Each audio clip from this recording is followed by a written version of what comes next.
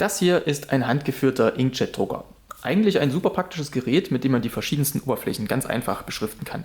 Zumindest in der Theorie, denn in der Praxis ist man eigentlich hauptsächlich damit beschäftigt, die Düsen dieser Druckerpatronen zu reinigen. Dieses Modell hier ist der EveBot Print IND, aber ich vermute mal, dass die Probleme und auch meine Lösungen genauso auf andere Hersteller übertragbar sind.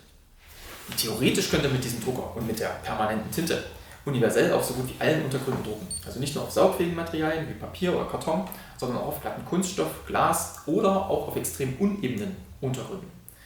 Das Basisset, also mit dem Gerät und einer Druckerpatrone, kostet glaube ich gerade ungefähr 250 € und die einzelne Druckerpatrone zum Nachladen kostet etwa 80 €. Die Schriftarten in der App sind zwar ziemlich eingeschränkt, aber man kann über externe Programme eigene Designs und Logos erstellen und als Bild dann übertragen. Aber wirklich spontan einsetzbar ist das Ganze leider nicht. Die schnell trocknende Tinte verstopft regelmäßig die Düsen.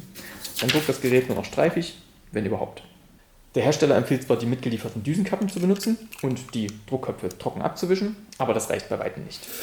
Damit ihr nicht auf den Kosten sitzen bleibt und dieses Gerät überhaupt irgendwie verwenden könnt, müsst ihr einen funktionierenden Workflow haben, um diese Druckerpatronen wiederbeleben zu können, und das habe ich mal für euch ausprobiert. Was ihr wirklich braucht, ist ein geeignetes Lösemittel.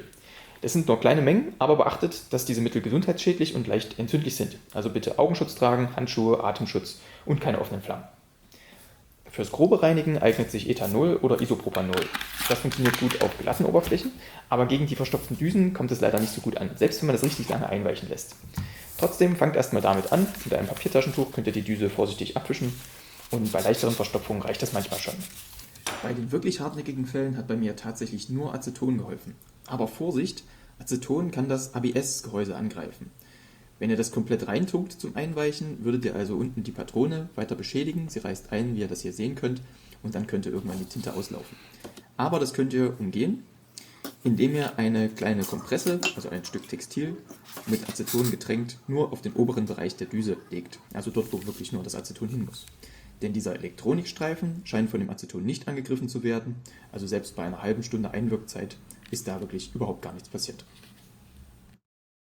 Und wenn der Lappen langsam ein bisschen trockener wird, dann könnt ihr einfach mit einer Pipette ein paar Tröpfchen Aceton nachgeben und das Ganze so eine halbe Stunde vielleicht einwirken lassen.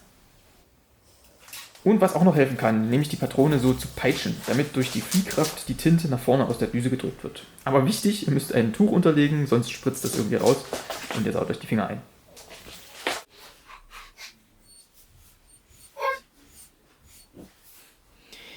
So, ich habe den Prozess jetzt nochmal wiederholt mit Einweichen und allem.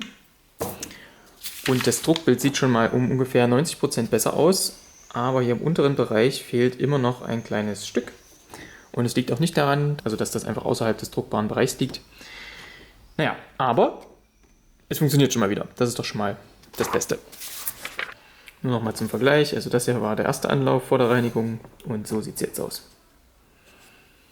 Also der EveBot Print IND ist in der Theorie ein ziemlich cooles Gerät, aber in der Praxis nicht zu gebrauchen, wenn ihr nicht regelmäßig die Düsen reinigt. Ob das dann Spaß macht, eine halbe Stunde vorher jedes Mal das alles einzuweichen und so, das möchte ich jetzt mal in Frage stellen. Aber faktisch es ist auf jeden Fall möglich, diese Patronen einigermaßen zuverlässig wiederzubeleben und noch was Brauchbares aus dem Gerät generell rauszuholen. Nun denn, also ja, wenn ihr noch Fragen habt oder wenn ihr Anregungen habt, wie man solche Patronen sonst frei bekommen könnte, dann schreibt es mir gerne unten in den Kommentaren. Und ansonsten sehen wir uns beim nächsten Mal. Ciao.